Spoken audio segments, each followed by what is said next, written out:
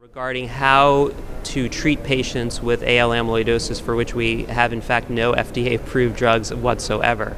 And the way we approach that problem is many of our patients have enough plasma cell burden in their bone marrow to call them multiple myeloma. And so, in fact, they meet the criteria, if you will, to have a diagnosis of myeloma, and based on that, we can often get these drugs approved by the insurance company for patients with relapsed disease.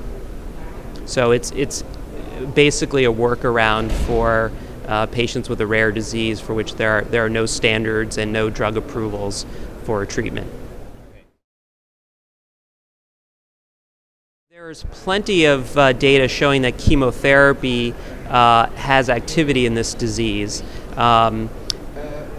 Using commonly employed upfront regimens, probably somewhere in the neighborhood of 50 to 60% of patients will have a hematologic response. But that in this disease, unlike in myeloma, for instance, getting a complete response, a very deep response, is actually what's essential to having organ improvement.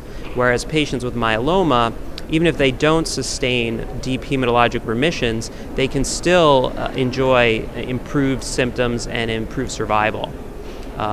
So there is a great need to have active chemotherapy drugs for this population, and I don't think these newer agents like NeoD001 are going to be enough to really, get beyond the hematologic disease. We have to have both together. We have to have optimal hematologic responses and anti-amyloid therapies in order to improve outcomes.